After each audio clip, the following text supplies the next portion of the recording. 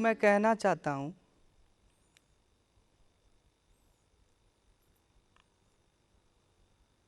यदि आप उसे सुनना चाहते हैं तो जब मैं आपसे कुछ कहूं ना तो आपको उसके पक्ष में होना है, मुझे पक्ष की आपकी आवश्यकता भी नहीं, मुझे पक्ष की कोई ज़रूरत भी नहीं कि आप मेरे पक्ष में जो मैं कहता हूं उस पक्ष में खड़े हैं।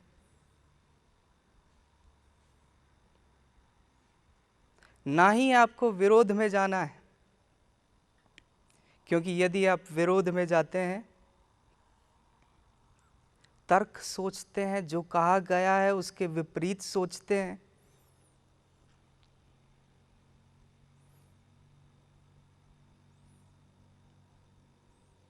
तो आप इस तर्क वितर्क में ही उलझ जाएंगे। जो कहा जा रहा है उसे गहराई से अपने जीवन में उतार नहीं पाएंगे।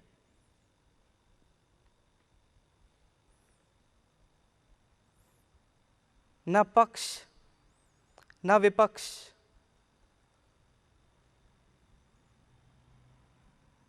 बहने दो, बहने दो अपने आप को, जैसे चांद से चांदनी फिसलती है उस तरह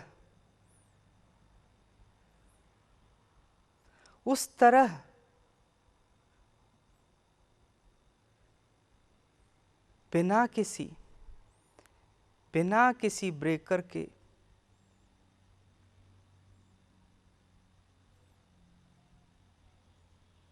सीधा सपाट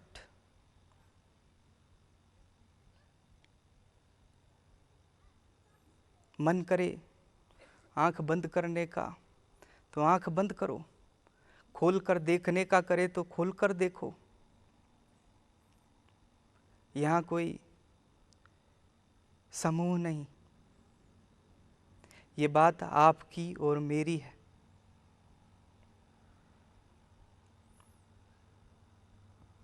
भूल जाओ कि समूह में बैठे हो, मैं आपके साथ हूं, मेरे साथ आप चर्चा कर रहे हैं।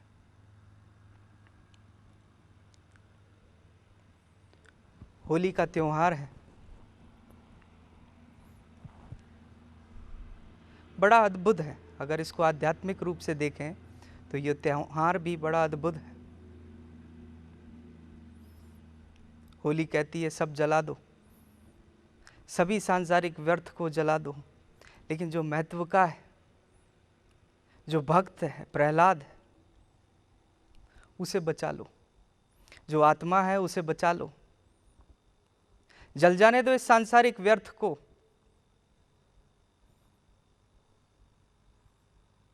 लेकिन डर लगता है ऐसे काम में। दिवालियां मना लेंगे, लक्ष्मी जी की पूजाएं कर लेंगे, खूब आरतियां उतार लेंगे, क्योंकि वो तो भरना है, आप उसे भरेंगे। लेकिन जब बात होली की आती है वो कहती है सब जला दो।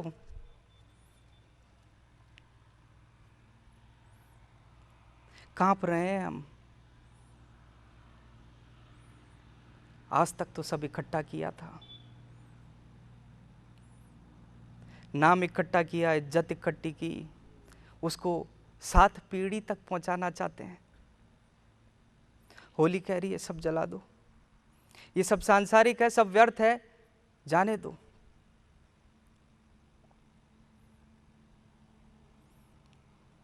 और त्योहार धूमधाम से मनाते हैं, लेकिन होली धीरे धीरे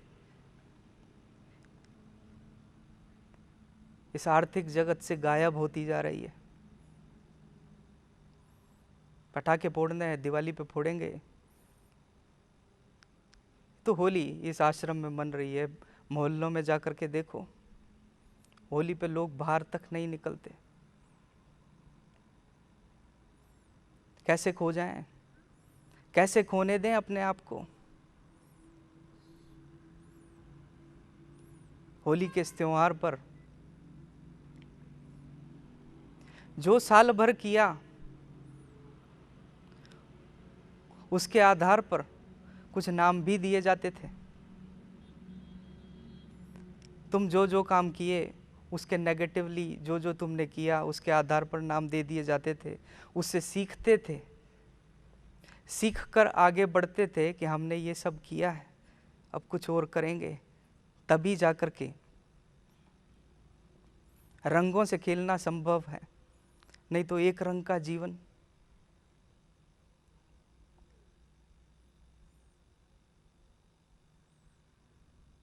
सभी और ये एक रंग का जीवन है, उदासी है,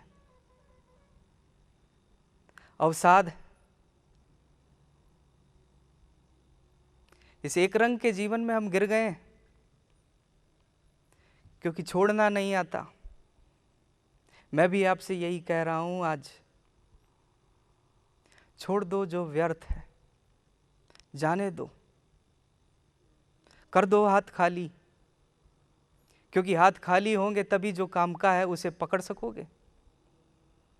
जब तक हाथ भरे हैं पकड़ने की संभावना नहीं। कर दो हाथ खाली, लेकिन इसलिए नहीं क्योंकि मैं कहता हूं तो पकड़ने की बड़ी ललक है, मन में यह आ जाए कि कुछ और काम का पकड़ेंगे। उस काम का पकड़ने के लिए इसको छोड़ते हो और कंपैरिजन करते हो, तुलना करते हो। इस कारण से तुम उसे छोड़ रहे हो, तो छोड़ना भी छोड़ना नहीं, फिर भी पकड़ा ही हुआ है। मैं कहता हूं हो जाओ खाली, छोड़ दो जो व्यर्थ है, जाने दो इस भय को। इस भय को ही तो हम पकड़े हुए हैं, और इस भय के कारण न जाने कितने पाखंडी आपके इस डर का फायदा उठाते हैं। आपके देवता, आपके गुरु, यहां तक कि इंसान ने परमात्मा को भी अपने इस भय से ही गढ़ रखा है।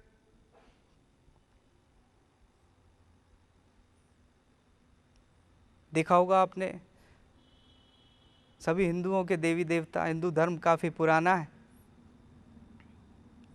तीर कमान त्रिशूल तरह तरह के हथियार लेकर के खड़े हैं, न जाने किसको अटैक करने वाले हैं, किस पर आक्रमण कर देंगे। क्योंकि भयभीत इंसान ने उन्हें बनाया है। लेकिन समय बदल रहा है, नए धर्म भी विकसित हो रहे हैं, और मैं भी आपसे यही कहता हूं, कोई धर्म नहीं बनाना, प्रेम को धर्म बनने दो। ये भय से जो उपजा धर्म है, जाने दो इसे।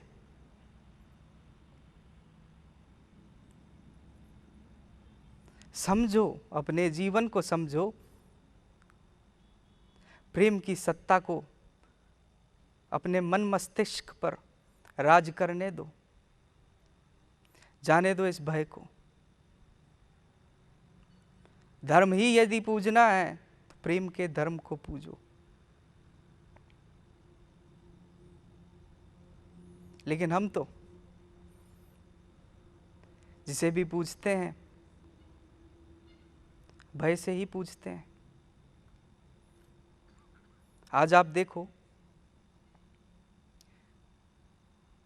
भगवान शिव के न जाने कितने मंदिर हैं जगह जगह पर। शिव विनाशक है, मृत्यु के देवता हैं, संहारक हैं। इसलिए हम कांपते हैं कि तू कुछ गड़बड़ ना कर देना, कोई खराबी ना कर देना। पूजते हैं उसे।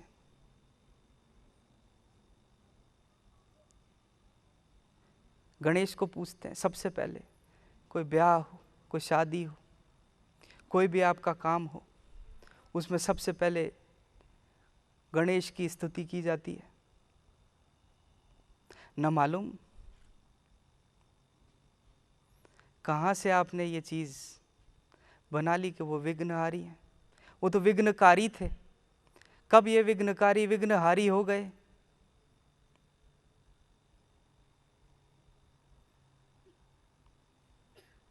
यदि आप देखेंगे तो गणेश का काम था बड़ा राजनीतिक काम। चूहों की फौज, फौज हमेशा चूहों की ही होती है। चूहों की फौज लेकर के पहुंच जाना, किसी भी उत्सव में हाय हाय कर देना, कहीं खुदाई करवा देना, बारात को पूरी नीचे गिरा देना।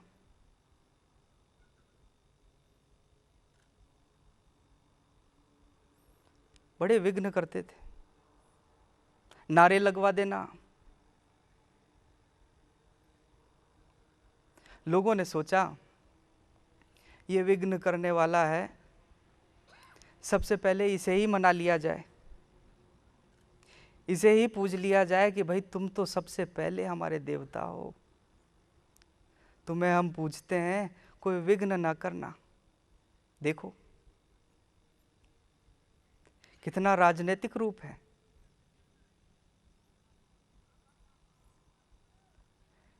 ठीक भी है लेकिन राजनीतिक है, प्रेम से नहीं। विघ्नकारी को भी विघ्नहारी बना दिया। वक्रतुंड महाकाव्य,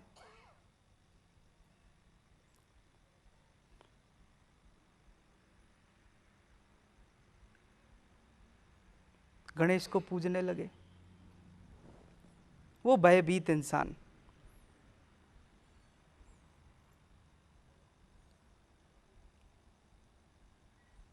आजकल कुछ एक वर्षों से मैं देखता हूं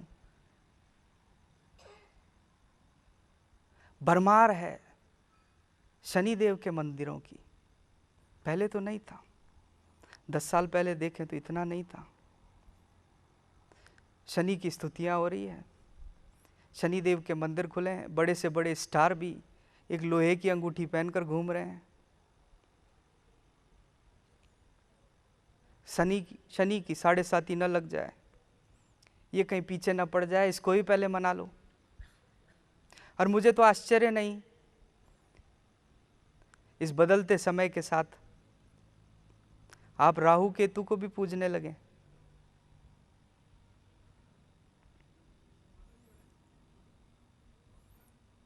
राहु की खोपड़ी, केतु का शरीर, न जाने क्या क्या लेकर के घूमेंगे।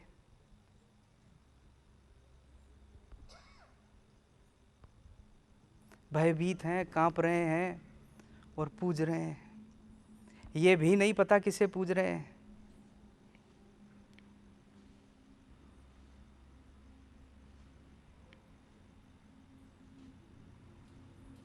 आपके सभी ईश्वरों को आपने ऐसे गढ़ा, देवताओं को ऐसे बनाया। इंद्रदेव, हमारा देश पहले कृषि प्रधान था, इंद्र की बड़ी कृपा की आवश्यकता होती थी। बिना इंद्र की कृपा के फसलें नहीं उगती थी। इंद्र को राजी रखना बड़ा ज़रूरी था। इंद्र की पूजाएं होती, भयभीत इंसान उस इंद्र को पूजता, उसी की कृपा पर सब निर्भर था। हमारी आर्थिक व्यवस्था उसी से चलती थी।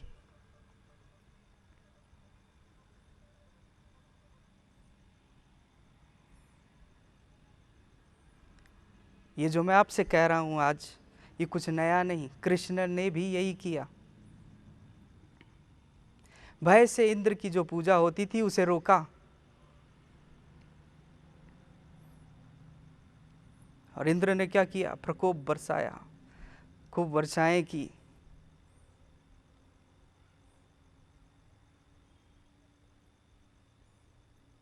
कृष्ण ने गोवर्धन को उठा लिया।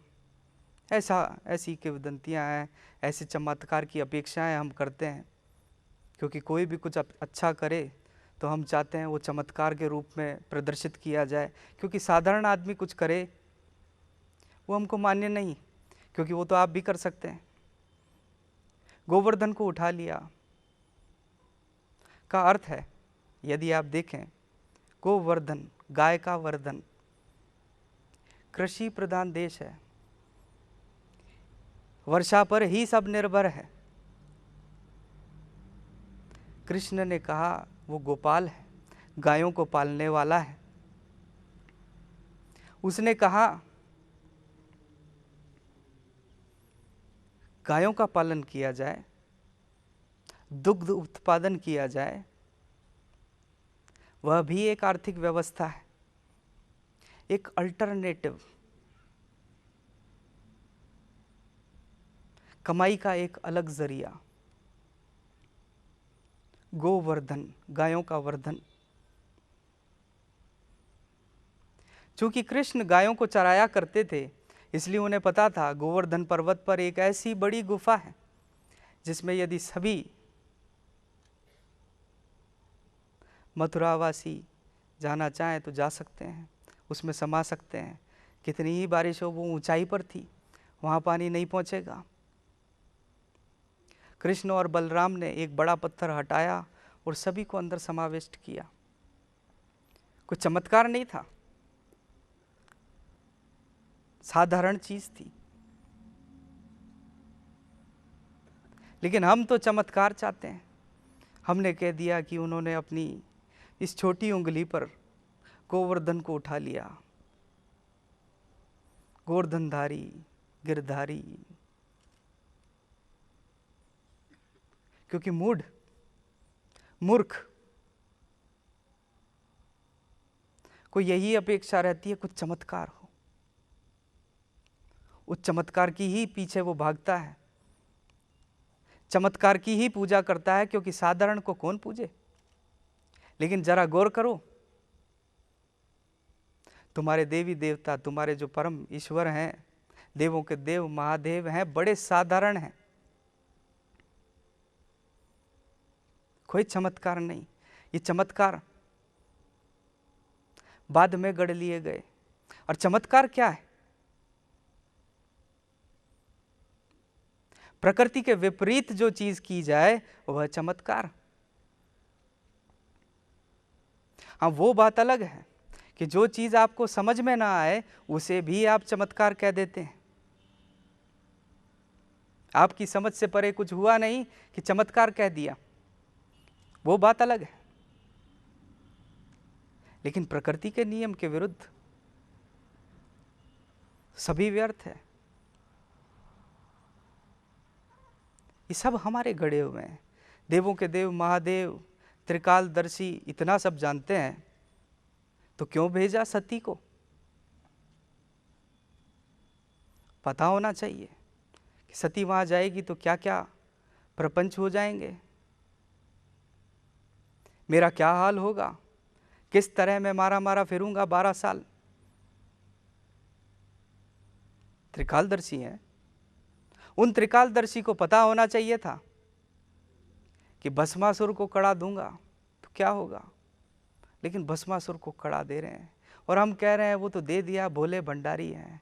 तुम्हारे भोले भंडारी भागे जा रहे हैं, भस्मासुर पीछे पीछे, भोले भंडारी आगे आगे, सांस हाँप रहे हैं, फूल रही है। वो तो अमर है, उनका तो न जन्म हुआ न मृत्यु होगी, तो क्यों भागे जा रहे हैं? भागने का क्या है?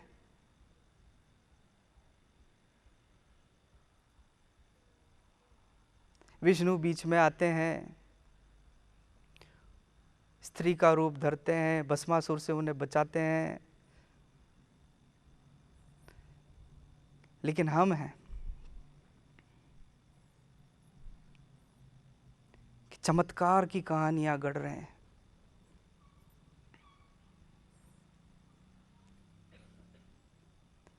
साधारण को तो देखना ही नहीं चाहते। साधारण से साधारण चीज घट जाए चमत्कार मानते हैं, क्योंकि हमारा दिमाग बड़ा ही उलझन भरा हो गया है। यदि आपको कोई साधारण चीज बताई जाए तो वो चीज तो समझ में ही नहीं आती। अभी कुछ दिन पहले मैं जब लोगों से मिलता था मेरे चिकित्सा शिविर में, मैंने एक स्त्री को कहा, आप एक कार्य करें, 2 घंटे मौन साधें, 2 घंटे मौन रहना है, कुछ नहीं करना है।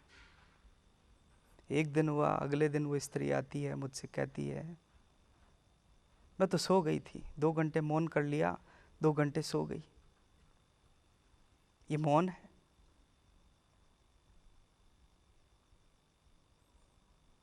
मैंने उन्हें कहा सोना नहीं है। तो उन्होंने कहा फिर क्या करना है, किताब पढ़ लें। मैंने कहा नहीं, कुछ नहीं करना है, कुछ नहीं करना है, ये कैसी बात हो गई, कुछ तो करना ही पड़ेगा। कोई ऐसा उपाय बता दो कि क्या करें। सांस को देखें, राम राम करें, कोई मंत्र का जाप करें। कुछ नहीं करना तो बड़ा कठिन हो गया है। सबसे कठिन चीज कपालभाति भलाई कर लेंगे, बड़ी आसान है। कपालभाति कर लो, हाथ ऊंचे करके हा हा हा हा कर लो, वो चल जाएगा। 2 घंटे क्या, 5 घंटे कह दो, 5 घंटे भी कर लेंगे। 2 घंटे कुछ नहीं करना बहुत बड़ी सजा हो गई। ये साधारण चीजें, ये साधारण चीजें खो दी है हमने। मेरे पास लोग आते हैं और सोचते हैं मैं बड़ा चमत्कार कर रहा हूं। हाँ, आपके लिए चमत्कार है, क्योंकि आप समझ नहीं रहे हैं। जो चीजें जितनी आसान है, जितनी आसानी से जो चीजें हो रही है, उन्हें आप समझ नहीं रहे। खुद ही आ रहे हैं, खुद ही उत्तर ला रहे हैं और मुझे पूछ रहे हैं, और मैं कहता हूं हाँ ये कर लो। आपने तो चमत्कार कर दिया, मुझे आज बता दिया।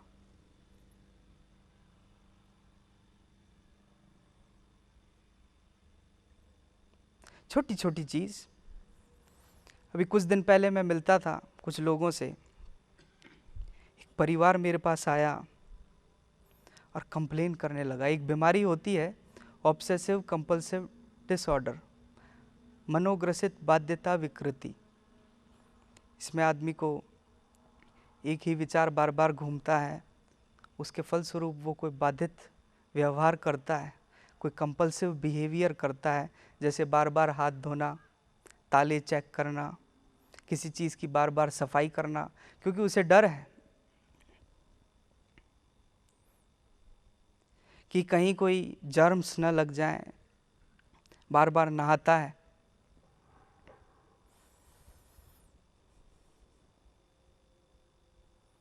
मेरे पास परिवार, अब उन्हें नहीं पता ये बीमारी क्या है।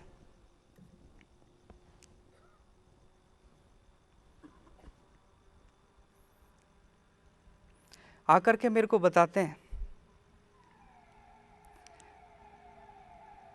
3 लोगों का परिवार है, पति पत्नी और उनका बच्चा।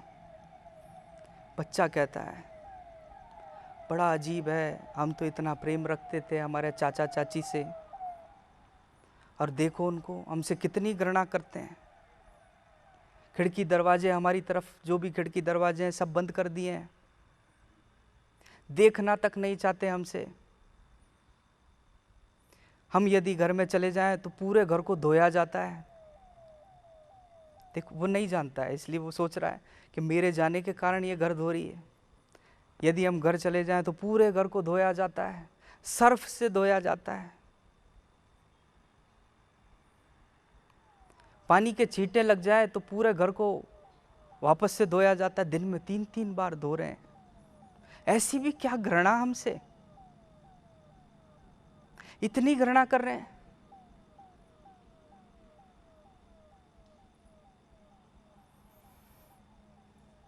बाहर से सब्जियां लाते हैं, पता नहीं क्या हो गया है उनको।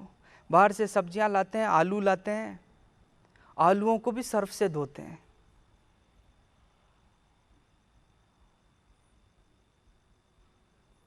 मैंने उन्हें समझाया। उसी समय मेरे पास एक स्त्री और थी जो इसी बीमारी से ग्रसित थी। मैंने उनसे मिलवाया, उनको बताया कि ये एक बीमारी है। बड़े खुश हुए। 4 साल से लड़ाई चल रही थी, एक दिन में लड़ाई खत्म। 5 दिन बाद आते हैं, उस औरत को भी मेरे पास लेकर के आए और बड़े राजी हंसी खुशी रह रहे हैं और मुझे कह रहे हैं आपने चमत्कार कर दिया।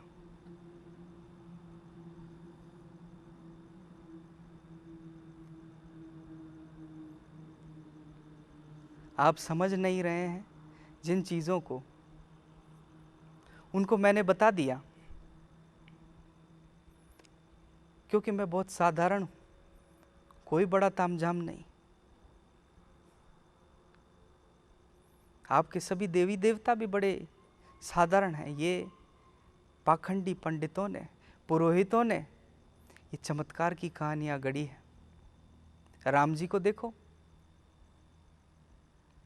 कितना साधारण जीवन है। उनसा साधारण जीवन तो हम भी नहीं जी सकते, इतना साधारण जीवन।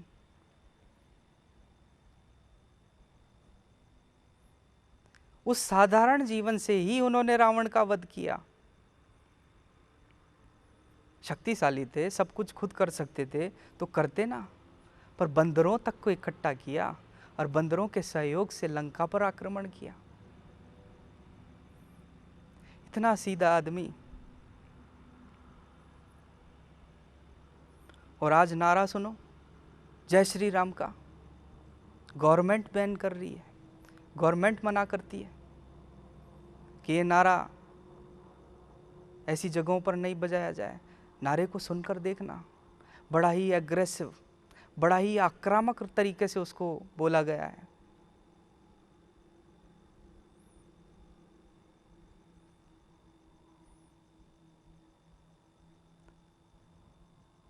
भक्त ऐसे हैं कि साधारण को भी, इतने सरल आदमी को भी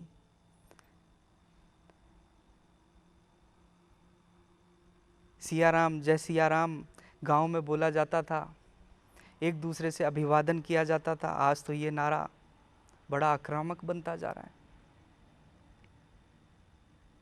किस ओर जा रहे हैं आप?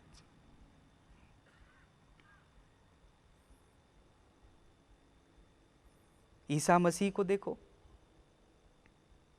उनके लिए कहानियां गढ़ दी गई है कि ईसा मसीह लूलों को पैर देते थे, अंधों को आंखें दे देते थे,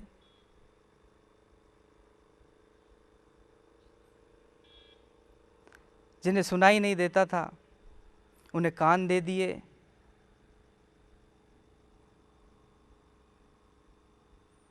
बड़े चमत्कारिक थे, ईश्वरीय शक्तियां थी।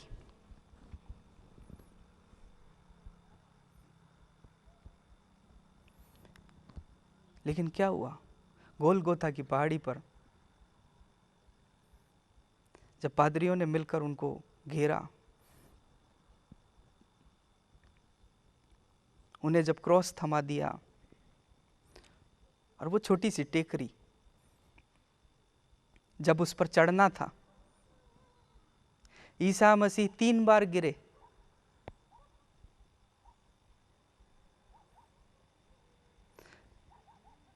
इतने लोगों को कान दिए, पादरियों को कान नहीं दे सकते थे?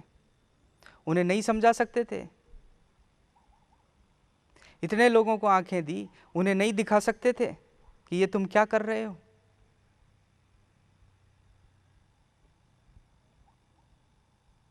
कीलें ठोक दी और बड़े दर्दनाक तरीके से इस जगत से विदा हुए। और मरने के बाद उन्हें सब जगह पूजा जा रहा है, बड़ा पराक्रमी बताया जा रहा है। उनकी साधारणता को नहीं देखना चाहते, क्योंकि साधारण अगर हम देखेंगे उन्हें तो हमारे पर जिम्मेदारी आ जाती है कि जब ईसा मसीह ऐसे हो सकते हैं तो हम क्यों नहीं? वो इतने विनम्र हो सकते हैं कि जब कोई एक गाल पर तुम्हारे थप्पड़ मारे तो दूसरा गाल आगे कर दो, हम क्यों नहीं? मरते हुए भी कह रहे हैं कि ईश्वर इन लोगों को माफ करना ये नहीं जानते ये क्या कर रहे हैं। लेकिन वो तो असाधारण है।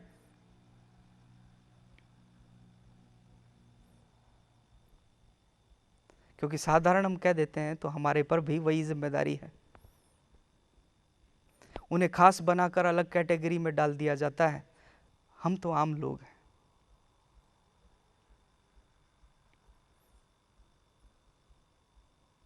बुद्ध पर भी वही बात है। चमत्कारिक रूप से चीजें गढ़ ली गई। पैदा हुए, मां को पता तक न पड़ा कैसे पैदा हुए, खड़े खड़े ही पैदा हुए। कहानी देखो, यही खत्म नहीं है कि खड़े खड़े ही पैदा हो गए, बिना दर्द के बाहर आ गए। कहानी यही खत्म नहीं होती। फिर वो 7 कदम चले पैदा होते ही। अनोखा, अलग।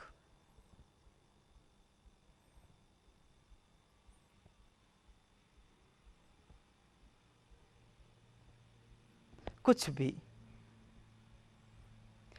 भी बनाए जा रहे हैं।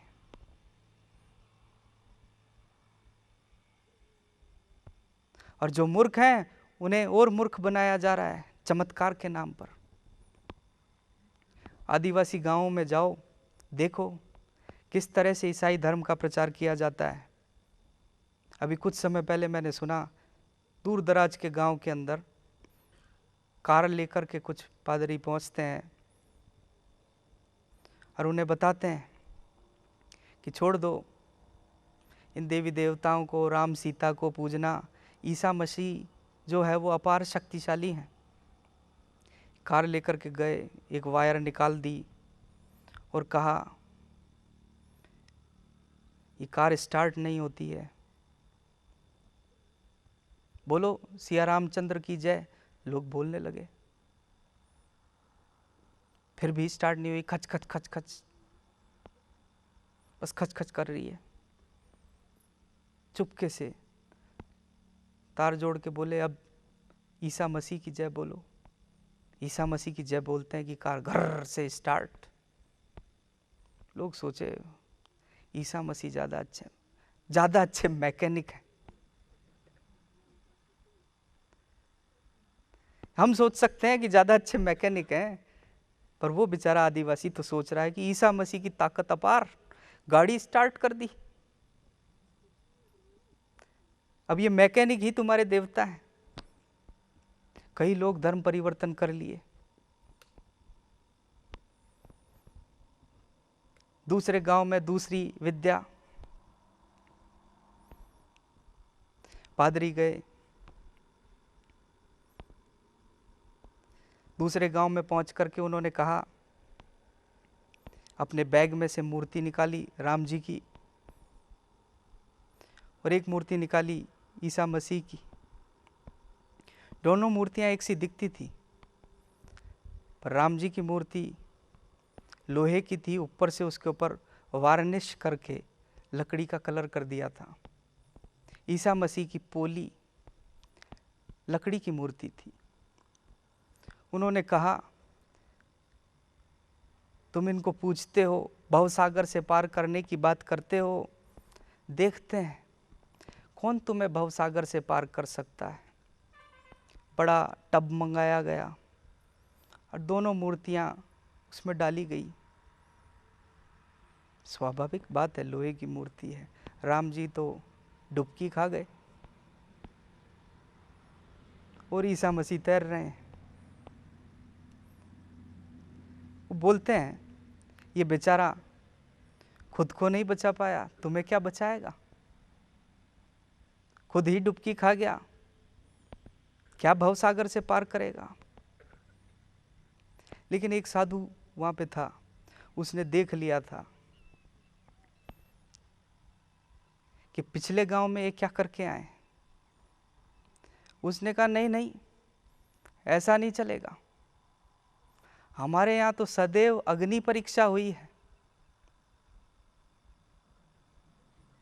हम तो अग्नि परीक्षा करेंगे। अब बेचारा पादरी घबरा रहा है, अग्नि परीक्षा की बात आ गई।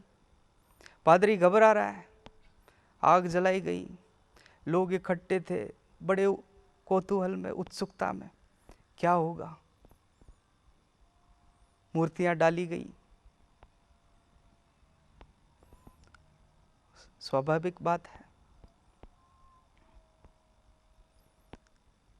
बेचारे ईसा मसीह की मिट्टी पलीत राख बन गए और रामचंद्र जी धनुष ताने खड़े हैं।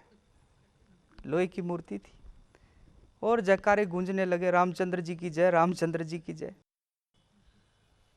बस इतना ही चमत्कार काफी है आपके धर्म को बदलने के लिए। ये व्यर्थ की राजनीतियां, ये व्यर्थ के चमत्कार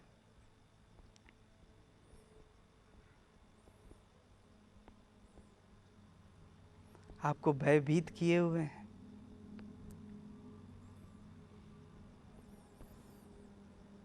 देवता भयभीत किए हुए हैं, भय से उन्हें पूज रहे हैं आप। आपके परमात्मा को भय से पूजते हैं। माया जाल फैलाता है परमात्मा, आप उस माया जाल से बाहर आना चाहते हैं, पर आजकल माया जाल जैसी कोई चीज नहीं है। आज आपको ज्यादा सावधान गुरु जाल से होना पड़ेगा। गुरुओं का जाल ज्यादा फैला हुआ है और गुरुओं को देखो, जैसे एक फैक्ट्री के अंदर मशरूम उगते हैं, उसी तरह से बहुत ज्यादा जगह जगह गुरु।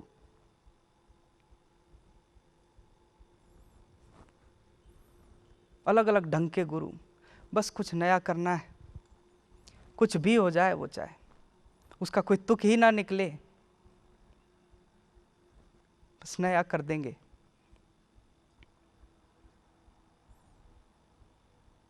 एक बार आप गए नहीं कि उनके चंगुल में फंस जाते हैं। टोली है पूरी, अकेले नहीं आते हैं ये गुरु, पूरी टोली साथ लाते हैं। पूरी व्यवस्था है आपको झुकाने की।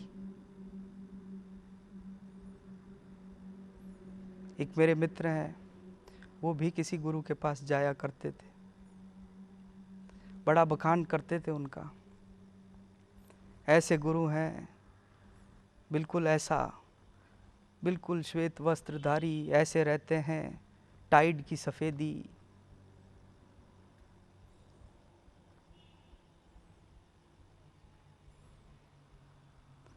क्योंकि सफेद, हमने रंगों को भी तो नाम दे दिया है। सफेद जो है हमारे झंडे में रंग बना दिया, शांति का प्रतीक है, शांति के लिए हम उसे प्रयुक्त कर रहे हैं, तो सफेद ही सफेद पहन रहे हैं। सफेद पहना कि मानो सब ठीक हो गया।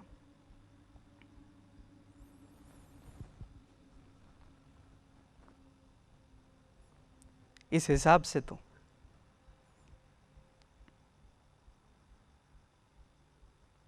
अंधे को तो बेचारे को बहुत तकलीफ है, उसके लिए तो सब काला है, उस तो सफेद जानता तक नहीं सफेद क्या है।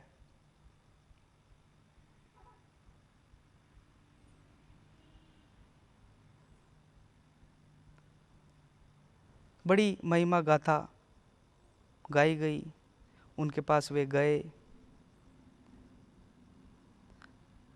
राजनीति में गिरे, कई साल गुजरे, लोगों ने घेरा, जो नहीं करना चाहते थे उन राजनीतियों में भी डाला गया, उनका दम घोटा गया।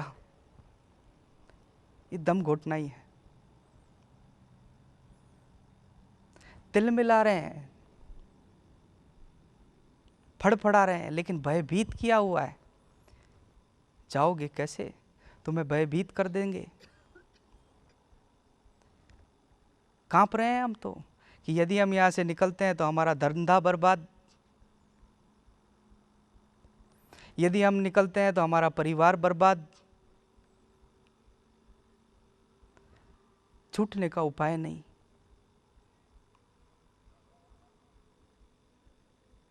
लेकिन आज़ादी की एक डोर को पकड़े थे, कभी कभी मुझसे भी मिल लेते थे, बातें कर लेते थे। अब आज़ादी की तो एक सांस भी तुम्हें आदी बना देगी आज़ाद होने के लिए। जब आज़ादी थोड़ी समझाई गई, भयभीत किया गया, रात बीती, भय में पूरी रात बीती, टल्ले देने वालों ने टल्ले दिए, झुको मरना है तुम्हें, लेकिन वो भी टस से मस नहीं, मर जाएंगे। क्या कर लेंगे, मर जाएंगे।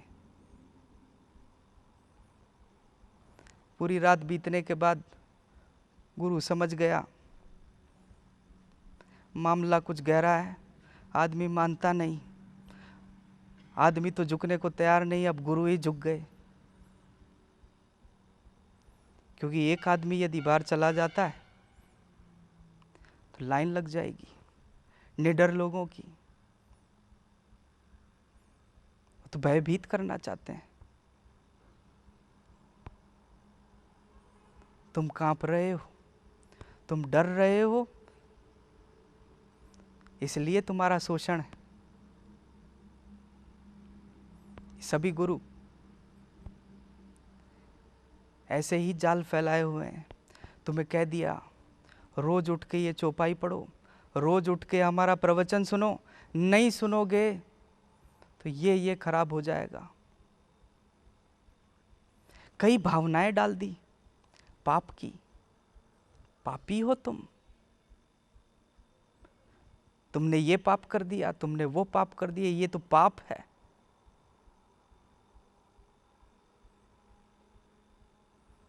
बातें करी बड़ी बड़ी। मेरे जन्मदिन के दिन भी मैं सुनता था, मेरे लिए कहा गया कि गुरु के आगे झुकें। गुरु द्रोण ने जब कहा तो एकलव्य ने अंगूठा दे दिया, हम तो शीश भी हाजिर कर दें। आपको मैं बता दूं,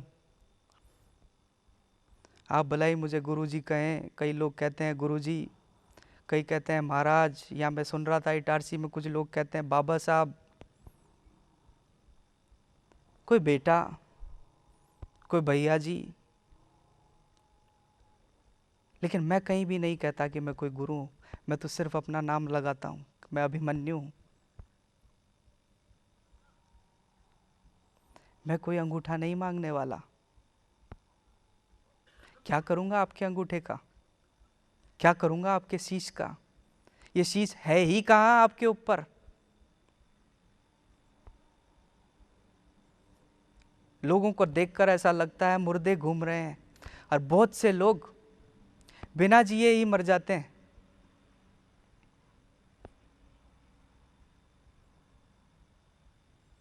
मैं तो चाहता हूं कि तुम सीख जाओ, जो तुम्हारा सर है उसे काटना नहीं है, सर सर की जगह पर रखना है। अभी तो वो रखा ही नहीं हुआ है।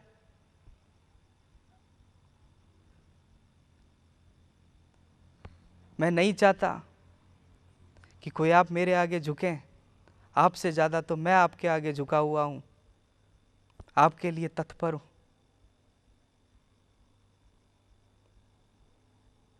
प्रेम, प्रेम को धर्म बनने दो। क्यों भय को पूजते हो?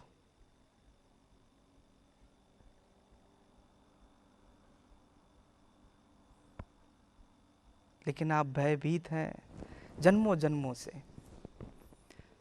कोई भी चीज आपको सिखानी होती है तो भय डाल दिया जाता है। जैसा कि मैंने आपको कहा, भारत कृषि प्रधान था, कृषि महत्वपूर्ण थी, चूहे कृषि को नुकसान पहुंचाते थे, तो अब चूहे को कौन खाता है? बिल्ली। बिल्ली महत्वपूर्ण हो गई तो कहा गया बिल्ली को मारोगे तो बहुत पाप लगेगा, सोने की बिल्ली डालनी पड़ेगी मंदिर में। इतना गहरा पाप, पाप से ही समझ रहे हैं, मूर्ख है। उसे कौन समझाए कि कैसे महत्वपूर्ण है, ये चक्र कैसे महत्वपूर्ण है। किसी की हत्या मत करो, किसी जीव को ना मारो। तो सीधी सी एक कहानी मूर्ख को समझाने के लिए कह दिया गया,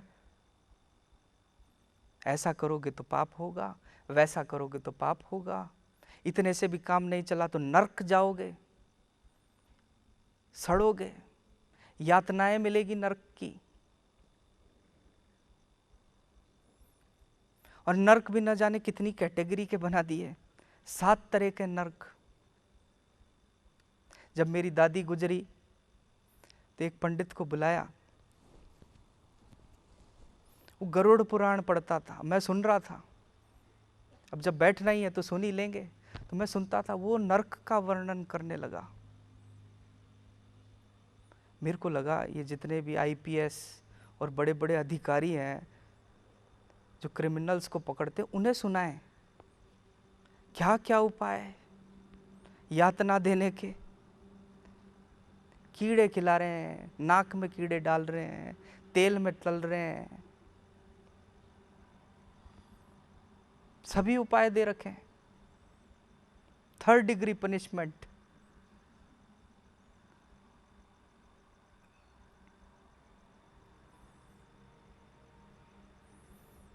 डरा रहे हैं आपको, नर्क मिलेगा। इससे भी नहीं मान रहे हैं तो प्रलोभन भी दे रहे हैं, स्वर्ग में जाना है तो ये करो। अब कुछ लोग नर्क से डर कर कोई काम कर रहे हैं, कुछ लोग स्वर्ग में जाने की चाह में करते हैं। लेकिन बात वही है, कर आप सब कुछ भय से ही रहे हैं। भय फैला दिया जा रहा है। और ज्ञान का भी यही नहीं, ज्ञान का भी प्रलोभन और भय है। आज मैं बोलता हूं तो कई लोग तो ये उम्मीद लेके आ गए, बस आज मुक्त हो गए, आज ही मुक्त होना है, मुक्त हो गए। न जाने कितनी अगरबत्तियां जलाकर आए होंगे, क्या क्या विधियां करके आए होंगे। इतनी तो शायद मैंने भी नहीं तैयारी की आपसे मिलने के लिए, जितनी तैयारियां वो करके आए हैं।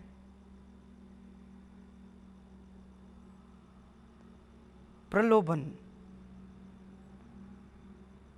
खींच लो, कैसे भी ले लो, इधर उधर से बटोर लो। सुनने में तो ध्यान ही नहीं होगा, पूरा सुनने के बाद सोचेंगे कुछ मार्ग नहीं दिया, कोई चीज ऐसी नहीं बताई जिसको हम पकड़ें। हम तो डूब रहे हैं, हमको तो कोई सहारा चाहिए। खुद तैरना नहीं सीखेंगे, तालाब में फेंक दिए गए हो, तुमसे कहा जाए तैरना सीखो, मैं तुम्हें बता रहा हूं तैरना कैसे सीखें, कैसे आप तैर करके उस दलदल वाले सागर से बाहर निकलें। आप कहेंगे नहीं, आप तो रस्सी फेंको और खींचो, आप ही लगाओ धक्का।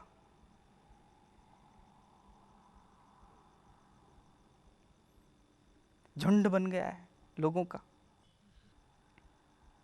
और मुक्त कौन है? मुक्त वो है जो समझ रहा है। मुझे याद आता है मुल्ला नसरुद्दीन का एक किस्सा। मुल्ला नसरुद्दीन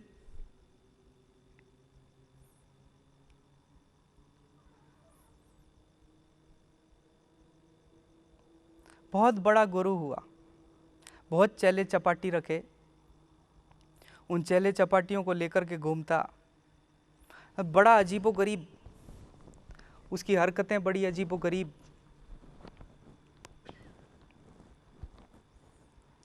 रोड पर घूमने लगता, घूमते घूमते एकदम रुक जाता, पीछे 40 चेले आ रहे हैं, वो भी रुक जाते। हाथ ऊंचा करता तो वो भी एक हाथ ऊंचा करते, दोनों हाथ ऊंचे करता तो वो भी दोनों।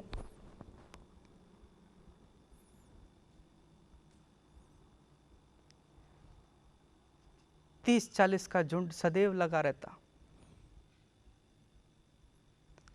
और बड़ा दूर दूर तक ख्याति प्राप्त था कि ये ज्ञान देता है, ज्ञान कराता है। उनके एक मित्र वो मिले रास्ते में, उनसे मुल्ला से पूछते हैं मित्र कि मुल्ला नसरुद्दीन एक बात बताएं, और सब तो समझ में आता है कि तुम ये जो भी एक्टिविटी कर रहे हो, इधर उधर चल रहे हो, ज्ञान के लिए जो इन्हें सिखाते हो, पर तुम्हें पता कैसे पड़ता है कि किसे ज्ञान हुआ? मुल्ला बोले, अगले दिन मैं रोज गिनती करता हूँ और देखता हूँ जो कोई यहाँ से भाग जाता है मैं समझ जाता हूँ उसे ज्ञान हो गया।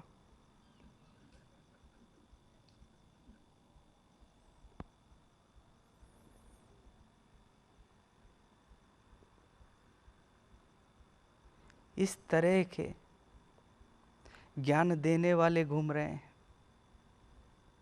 आपको कुछ ऐसी चीजें हाथ में दे दी जाएगी जिसे आप समझ ही नहीं सकें।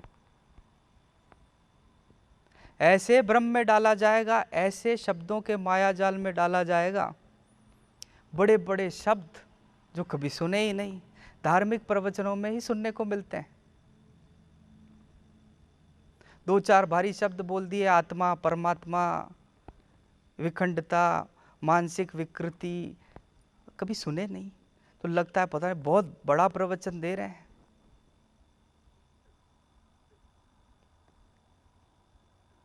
जो चीज आपके समझ में नहीं आए आप ताली उसी पर बजाते हैं।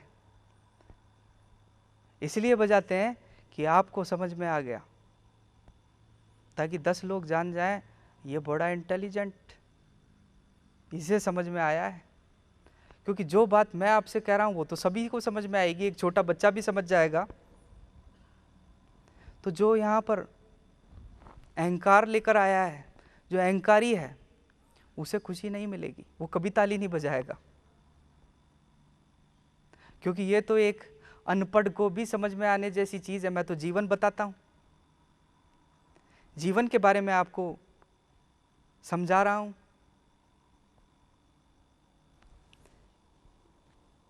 लेकिन अगर कोई ऐसी बात कर दी जाए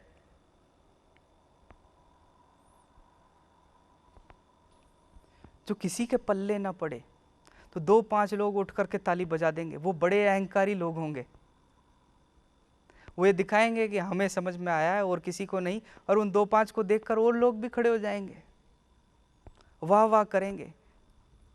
सिर्फ बच्चे ऐसे होंगे जो उबासियां ले रहे होंगे, उनको लग रहा होगा आज कोई प्रोग्राम छूट गया।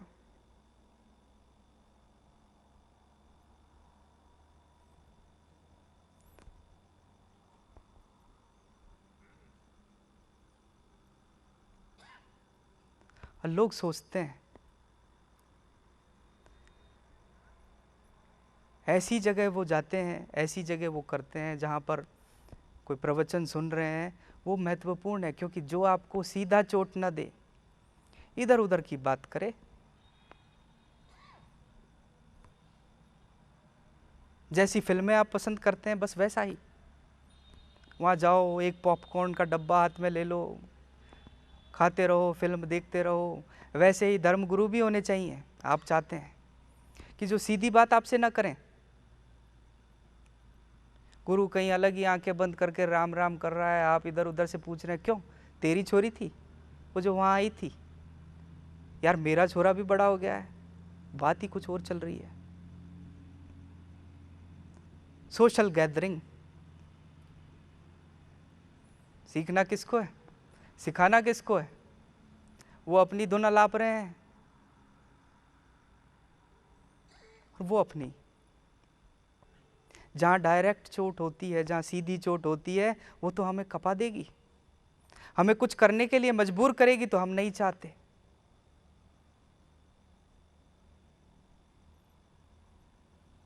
और मैं ये नहीं कह रहा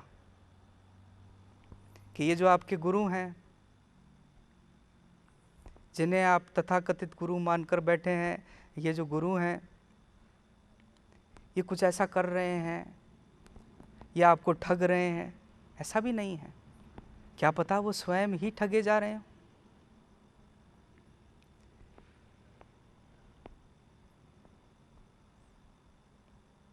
बनारस के अंदर एक राजा था। उस राजा का बहुत सुंदर बगीचा था। उस बगीचे का एक बागवान था जो उसकी रख रखाव देखभाल करता था।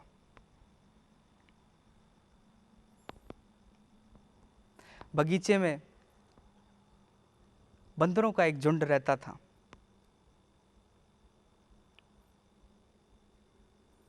उन बंदरों के झुंड के अंदर एक बड़ा बंदर था।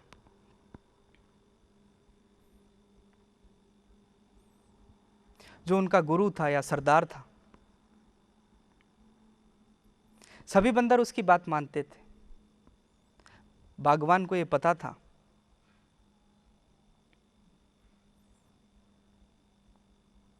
कि सरदार, बंदरों का सरदार यहां रहता है।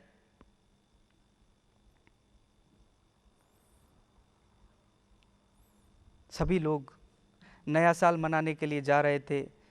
उनको एक नए साल का सेलिब्रेशन करना था। बागवान भी जाना चाहता था, कोई 3 दिन का अवकाश चाहता था। बागवान ने बंदरों के सरदार को कहा, 3 दिन के लिए मैं भी जाना चाहता हूँ नया साल मनाने। तुम लोग यहाँ हो, क्या तुम मेरे इस बगीचे का ध्यान रख सकते हो? बंदरों के सरदार ने बिना सुने कहा, हो जाएगा। मैं जब यहाँ आश्रम में आया तब मुझे बताया गया कि यहाँ पे भी जब काम चल रहा था तो कोई जो यहाँ का रख रखाव करते हैं, अजीत जी, उन्होंने बताया कि मैंने भी किसी को कहा कि अमुक अमुक काम है। बिना सुने ही जो काम कराने वाला था उसने कहा, हो जाएगा। बस कुछ इसी तरह, हो जाएगा। उसने कहा, पहले सुन तो लो।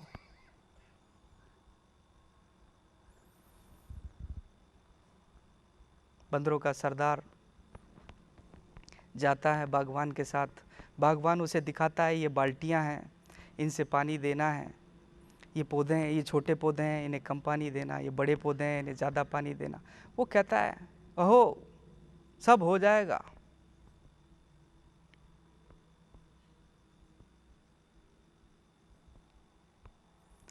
उसे सब चीज़ें समझाता है। समझाने के बाद उसको थोड़ा ऐसा अनुभव होता है, कॉन्फिडेंट फील करता है कि कर लेंगे, छोटा सा तो काम है। ये बंदरों का सरदार इनके अमचे चमचों से ये काम करा ही लेगा। पानी ही तो देना है, 3 दिन की तो बात है, मैं वापस आ जाऊंगा।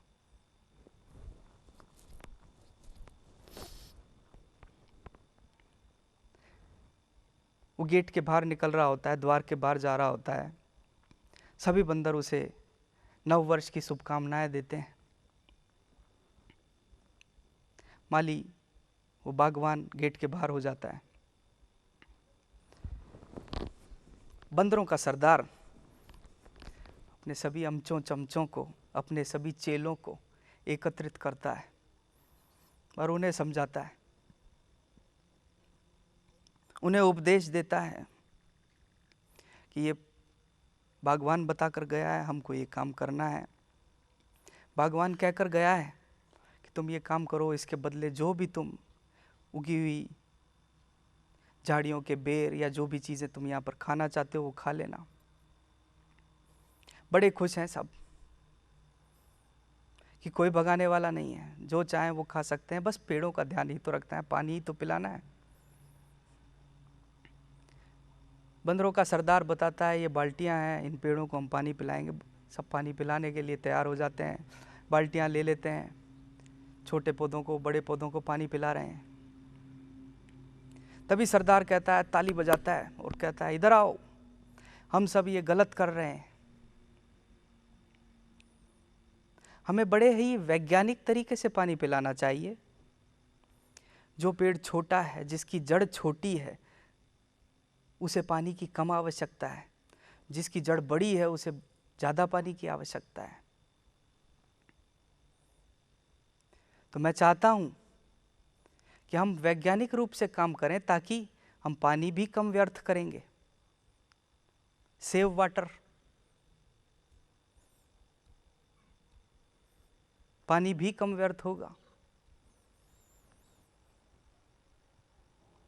इसलिए वो निर्देश देता है कि तुम पानी पिलाने से पूर्व प्रत्येक पौधे को जड़ से बाहर खींचो, उसकी जड़ को नापो और जितनी बड़ी जड़ है उतना ही पानी उस खड्डे में डाल करके वापस पौधे को लगा दो।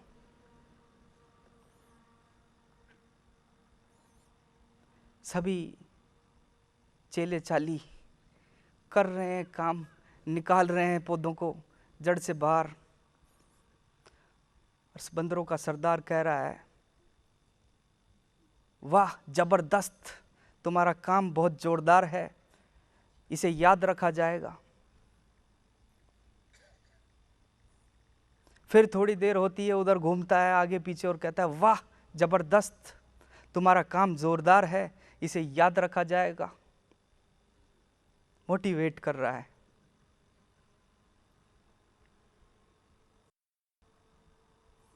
आपको भी तो करते हैं मोटिवेट आपके सरदार, आपके मोटिवेशनल गुरु। मेरे पास भी आते हैं लोग, मुझे कहते हैं आप मुझे मोटिवेट कीजिए। क्या मोटिवेट करूं, क्या कहूं? वाह जबरदस्त, बहुत जोरदार, आपको याद रखा जाएगा, क्योंकि काम ही आप ऐसे कर रहे हैं। और फिर मुझसे कहते हैं कि आप मोटिवेट कीजिए। मैं कहता हूं नहीं नहीं, ये काम मेरा नहीं, जो फैक्ट है उसे समझो। वो समझने को तैयार नहीं है, वो मुझे सलाह दे रहे हैं कैसे मोटिवेट करो। आप एक बार तो कह दीजिए कि तुम बहुत अच्छा कर रहे हो, बस सब काम हो जाएगा। नहीं मानता, मैं नहीं मानता, मैं मानता भी नहीं हूँ जल्दी से, आप लोग भी जानते हैं, मैं नहीं मानता। फिर जोर जबरदस्ती करते हैं, सर पे हाथ रख दो, हम तो इसी को सिग्नल मान लेंगे।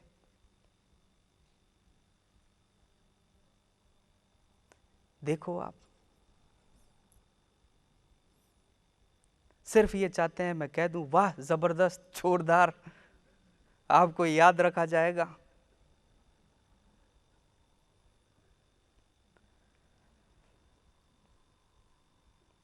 बाहर गेट के बाहर एक सज्जन गुजर रहे होते हैं, वो देखते हैं ये बंदरों ने क्या हाल कर रखा है राजा के इतने सुंदर बगीचे का, ये क्या कर रहे हैं। वो एक दो बंदरों को पकड़ता है, चेले चाली, अरे तुम क्या करे जा रहे हो, ये क्या कर रहे हो। कोई सुनने को ही तैयार नहीं है। उसने कहा हमारे सरदार ने कहा है हमें ऐसा करने को, और हम वही कर रहे हैं जो उन्होंने कहा है, आप भी यही करते हैं। आपका सरदार, आपका गुरु आपको कह दे, उसके बाद आप दिमाग थोड़ी लगाते हैं। कह दिया बस कर देंगे, हो जाएगा बिना सुने ही।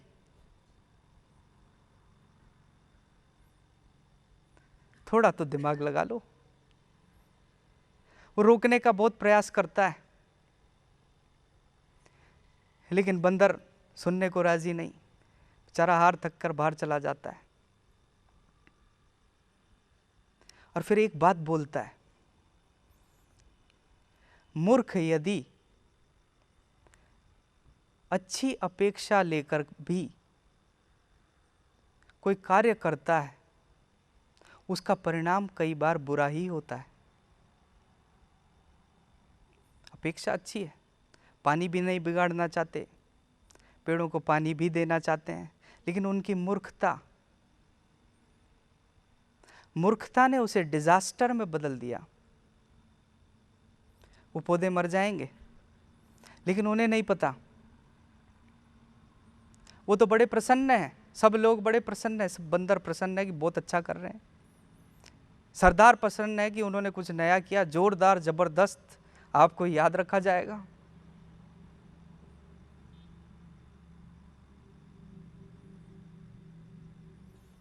इसीलिए वो कहता है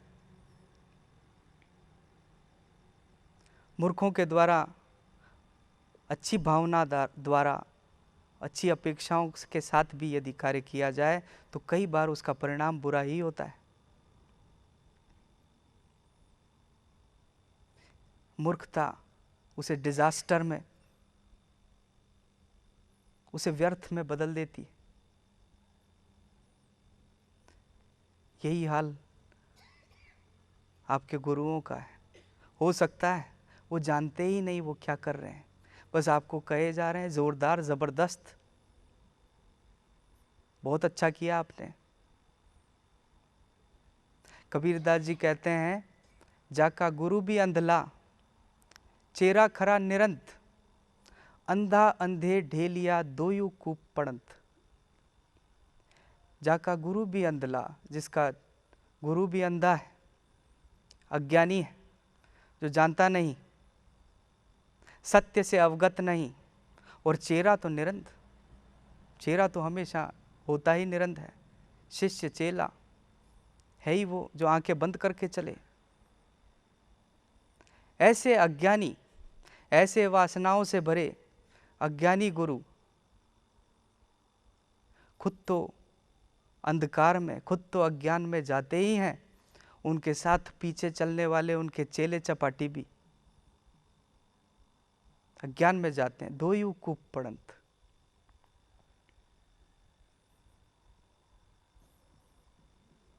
तो आज मैं आपसे यही बता रहा हूं, आपको यही समझा रहा हूं, आंखें खुली रखें, अपने कानों को बहुत ध्यान से चीज़ों को सुने, और जो चीज़ साधारण है उसे साधारण रहने दें।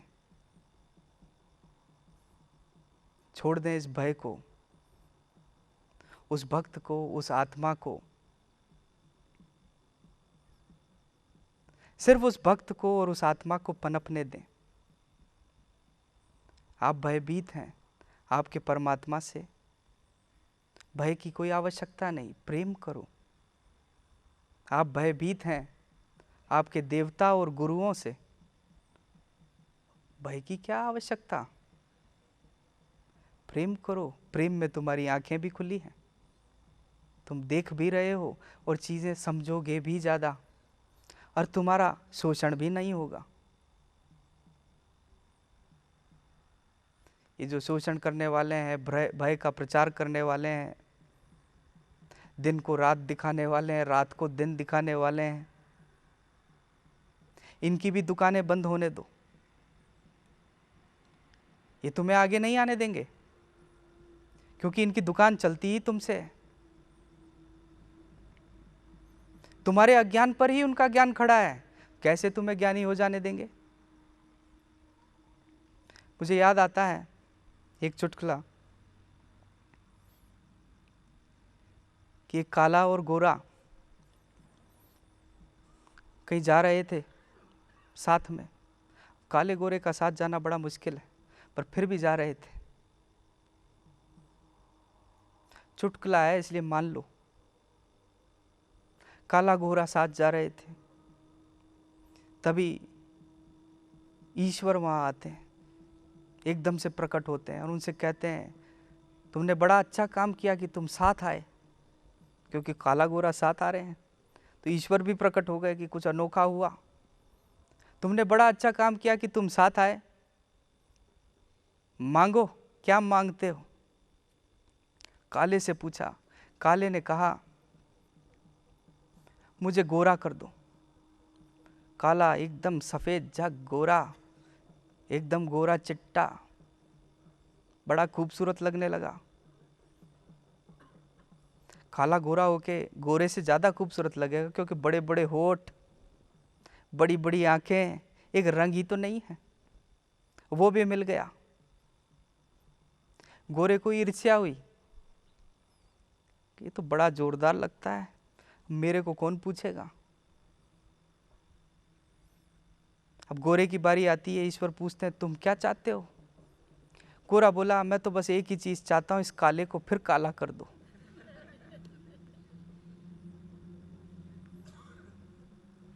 इतना ही पर्याप्त है, इस काले को फिर काला कर दो। क्योंकि वो काला है तभी तो आप गोरे हैं, क्योंकि आप अज्ञानी हैं तभी तो आपके गुरु ज्ञानी है।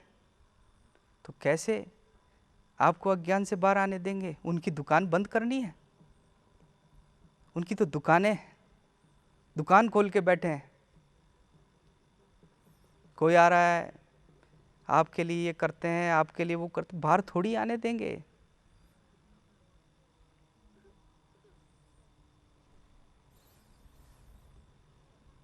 मैं आपसे कहता हूं,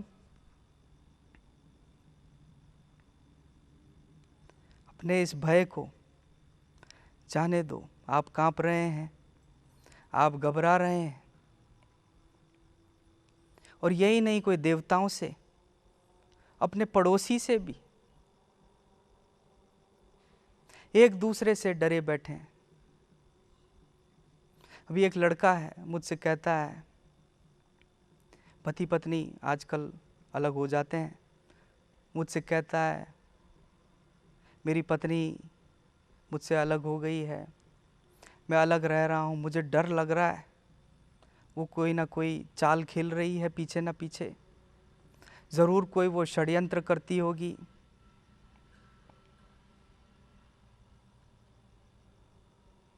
वो ज़रूर कुछ ऐसा करेगी, भय हो रहा है। और शायद वो लड़की भी यही सोचती है कि जरूर मेरा पति कोई षड्यंत्र करता होगा, जा रहा है गुरुओं के पास, सीख रहा होगा कोई विद्या, करा रहा होगा कोई टोटका, वो भी यही सोचती होगी। वो भी डरे हैं, वो भी डरे। एक बार मुल्ला नसरुद्दीन शाम के समय कहीं से गुजर रहा था, उसने सुना था कि यहाँ पर लुटेरे, डाकू, चोर वगैरह खूब रहते हैं। शाम का समय था, अंधेरा होने वाला था, ठीक से कुछ दिखाई नहीं पड़ता था। तभी वो देखता है सामने से कुछ लोगों का झुंड आ रहा है। मुल्ला घबराया, कांपने लगा, कांप करके एक दीवार थी, उस दीवार को लांघ करके कब्रिस्तान में जा पहुंचा। ताजा खुदी कब्र थी जिसे खोदा गया था किसी के लिए, कोई आने वाला था मुर्दा। ताजा खुदी कब्र थी। नसरुद्दीन ने सोचा मैं इसी में लेट जाता हूँ, चुपचाप पड़ा रहता हूँ, ताकि वो सोचेंगे ये तो मरा हुआ है, और चुपचाप यहाँ से चले जाएंगे। भय से कांप रहा है, कब्र में पड़ा पड़ा लेटा हुआ है।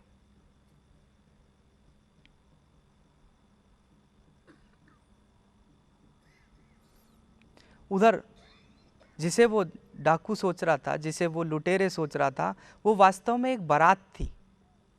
बारातियों ने देख लिया कि कोई वहाँ खड़ा कांप रहा था और दीवार लांघ करके कहीं गया। उन्होंने सोचा ज़रूर कोई उपद्रवी होगा और कुछ ना कुछ शरारत करेगा।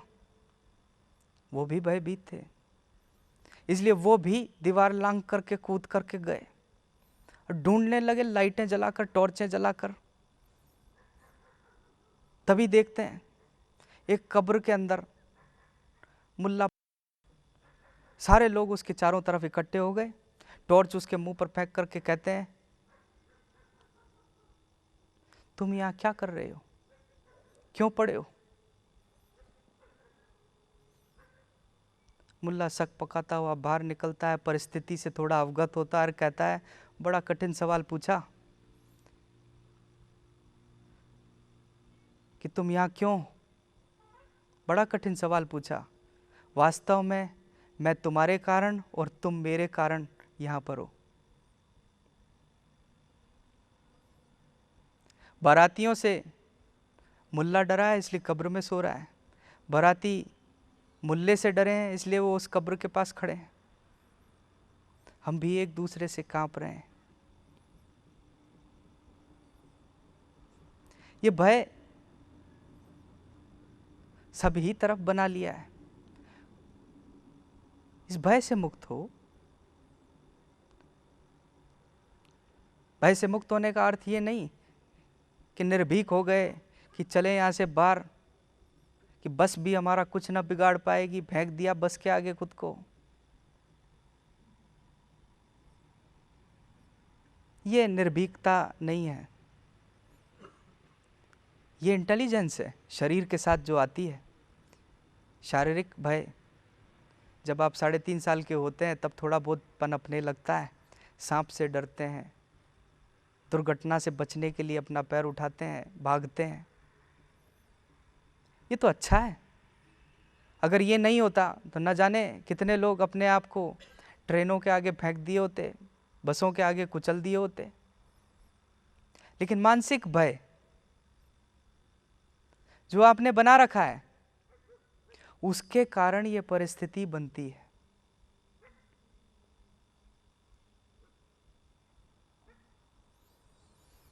ये मानसिक भय आपकी कल्पना है।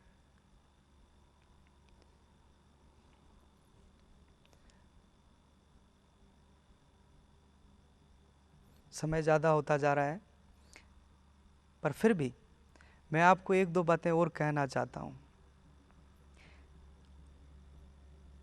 ये जो मानसिक भय है,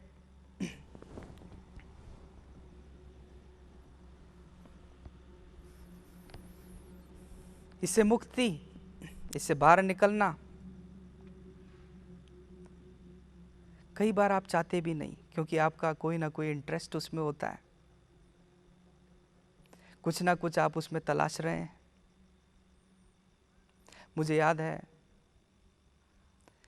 एक आदमी बड़ा भयभीत था। वो किसी कार मोटर में नहीं बैठता था।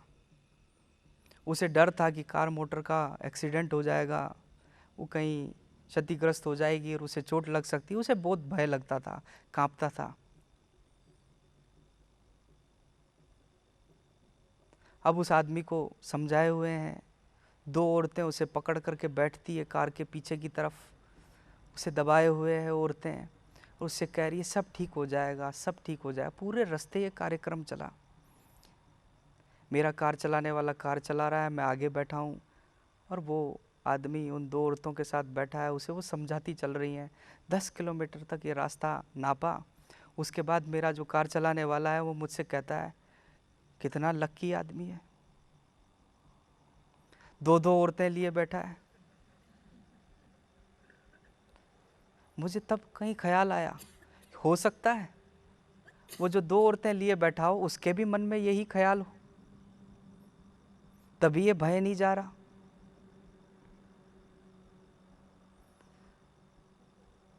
ये भय, वास्तव में इस भय को समझो।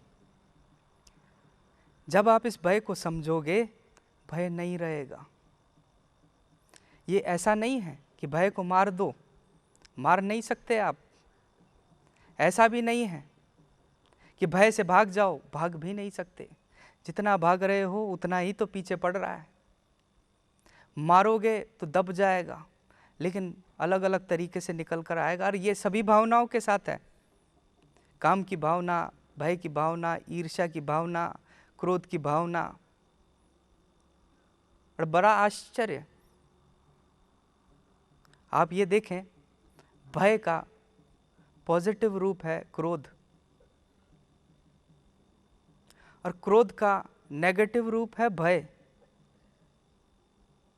दोनों साथ हैं।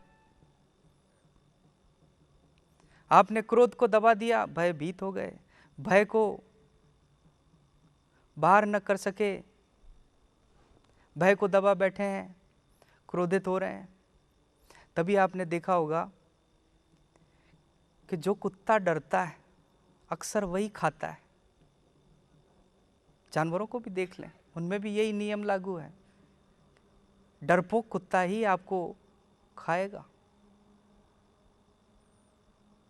ये सभी भयभीत हैं। हम भी इसी पर चल रहे हैं। भय या क्रोध दबा देते हैं, क्रोध को दबा देते हैं, भय बन जाता है। भय को दबा देते हैं, क्रोध बन जाता है। ईर्ष्या को दबा रहे हैं, काम को दबा रहे हैं। इस प्रकृति में, इस संसार में कुछ भी नहीं है जिसे आप मिटा सकते हो। सब यही है। एक पानी की बूंद तक को नहीं मिटा सकते। ज़्यादा से ज़्यादा क्या करोगे? गर्म करोगे, भाप बन जाएगी। ठंडा करोगे, बर्फ बन जाएगी। मिट थोड़ी गई, रूपांतरण हुआ है। इस भय को भी रूपांतरित किया जा सकता है। और कैसे? समझ से, कि वास्तव में जो भय है वो आज है ही नहीं। ये सब तुम्हारी लालसाओं और वासनाओं के साथ है। भय को गहराई से नापो, सभी वासनाओं और लालसाओं के साथ लिपटा हुआ है। भविष्य, आज तो भय है ही नहीं।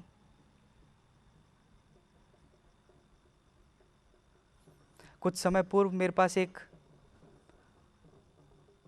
लड़का आया,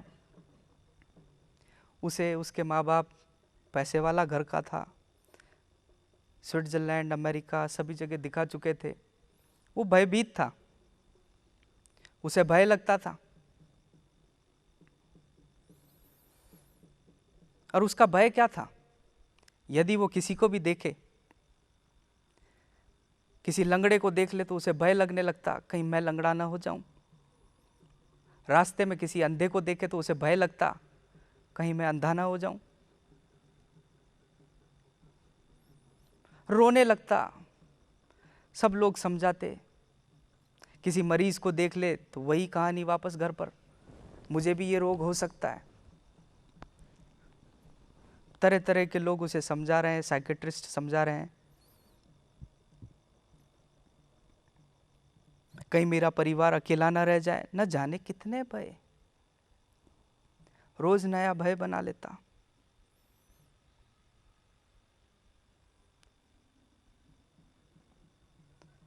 उसे किडनी की समस्या थी,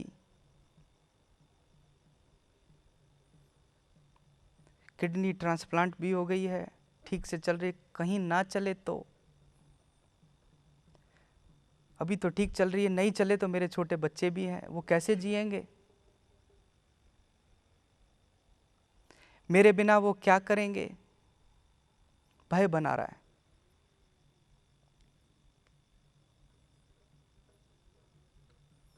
अब ये जो भय, सब उसे समझा रहे हैं ऐसा कुछ नहीं है, तुम क्यों अंधे होगे, तुम्हारे क्यों पैर टूटेंगे, ऐसा कभी नहीं होगा। वो कहता गारंटी दो, क्या गारंटी है? गारंटी तो कुछ नहीं है, लेकिन उसको समझाए जा रहे हैं। मेरे पास लाए तो मैं समझाया, मैं कहा वास्तव में जो ये आदमी कह रहा है बात तो बिल्कुल बराबर है। अंधा भी हो सकता है, लूला भी हो सकता है, लंगड़ा भी हो सकता है, सब कुछ हो सकता है, मर भी सकता है, इसकी किडनी फेल भी हो सकती है, इसके बच्चे अनाथ भी हो सकते हैं, सब हो सकता है। ये बिल्कुल ठीक कह रहा है, बराबर बात कहता है। उससे मैंने थोड़ी देर बात की, उसे समझाया, बात तुम बिल्कुल ठीक कह रहे हो, बिल्कुल बराबर कह रहे हो, वास्तव में बात यही है। ये सभी मनोवैज्ञानिक, ये सभी लोग जो तुमसे कहते हैं ऐसा नहीं होगा, जो तुम्हें गारंटी दे रहे हैं, तुम्हें कोई चीज़ें बता रहे हैं, ये फैक्ट नहीं, ये वास्तविकता नहीं। वास्तविकता तो यही है कि जो अंधा है कल वो अंधा न था, जो लंगड़ा है शायद वो कल लंगड़ा न था, उसके पैर न कटे थे। और हो सकता है ये सभी संभावनाएं तुम्हारे साथ भी हो सकती है। कल तुम अंधे हो जाओ, काणे हो जाओ, लंगड़े भी हो सकते हो, पैर भी कट सकता है, मर भी सकते हो।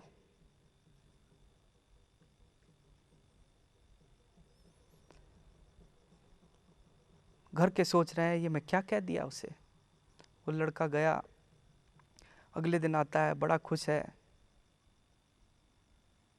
आपने मेरे को जो बात करी उससे मैं समझ गया, आज पहली बार 3 साल में मैं ठीक से सोया हूँ। अगले दिन सब भूल करके मेरे साथ खेलने भी आ गया।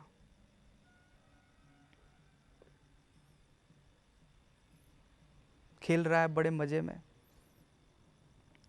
मैं उसको बोला जो ये भय है ये कल का है, आज तुम्हारे पास आंखें हैं, आज तुम्हारे पास पैर है, आज तुम्हारी किडनी काम करती है, कल ना करे, हो सकता है ना करे, पर आज तो करती है। आज तुम चल सकते हो, आज तुम देख सकते हो, पूरा सुन सकते हो, दिमाग भी काम करता है, तो क्यों कल पर पड़े हो, आज तो कर लो।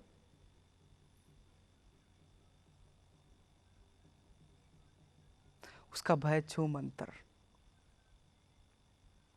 अब चमत्कार कर दिया मैंने तो, कहने वाले कहेंगे चमत्कार हो गया, चमत्कार क्या है?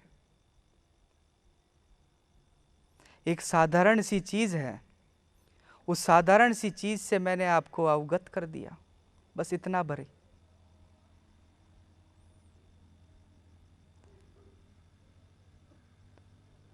समझो, वर्तमान में आ जाओ, इन लालसाओं को आप निकाल फेंको। भय तो अपने आप तिलांजलि दे देगा, भय का रूप परिवर्तित हो जाएगा। भय हो या क्रोध हो, वो एक ऊर्जा है। जैसे देखो, आप क्रोध में हैं, 10-5 लोगों को न जाने कहाँ फेंक देंगे, बड़े से बड़ी चट्टान को आप हिला देंगे। यही भय में है। अभी मैं कुछ दिन पहले देख रहा था, एक लड़का यहाँ मेरे साथ क्रिकेट खेलता है, उसे खेला ही नहीं जाता, भागा ही नहीं जा रहा था ठीक से, तभी उसके पीछे कुत्ते भागते हैं। इतनी तेज भागा कि ओलंपिक का खिलाड़ी भी पीछे रह जाए। भय, भय के कारण कि कुत्ता खा जाएगा, भाग रहा है।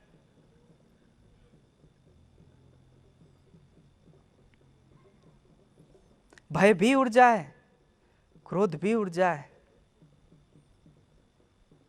इस ऊर्जा का रूपांतरण करो आध्यात्म में। चीजों को समझो, धर्म पाप पुण्य से नहीं, प्रेम को धर्म बनने दो। ये 2-5 बातें मैंने आपसे कही, इन बातों का मनन करना। मेरे को सुन रहे हो, मेरे को समझोगे,